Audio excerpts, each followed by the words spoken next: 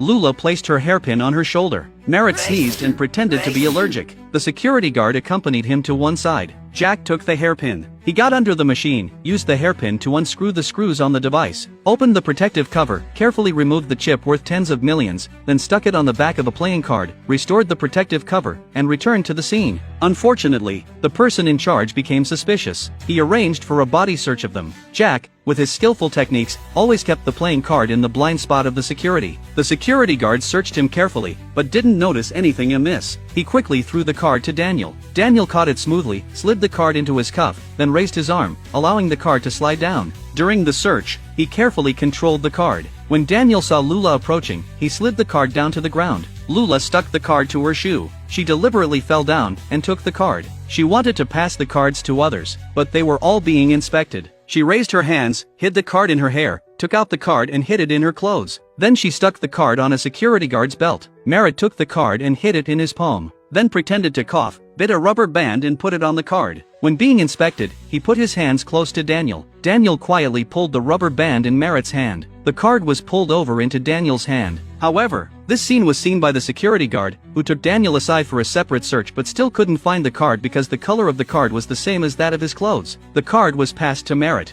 then to Luna and then to Jack. But if they want to leave, they have to go through a security door. Jack threw the card backward. Merritt behind caught it and hid it in his hat. Jack passed through the security door. Next was Daniel, and then Lula. Merritt reached the threshold. He took off his hat and retrieved the card inside. Jack asked the security guard for his wallet back. Because the alarm went off when he entered, the security guard searched him and took away his wallet. Daniel made a noise to attract the guards. The security guard returned the wallet. Merritt threw the card. As the wallet set off the alarm, the card flew by. Lula hid it. Merritt passed through the security door. Thus, the chip was taken out.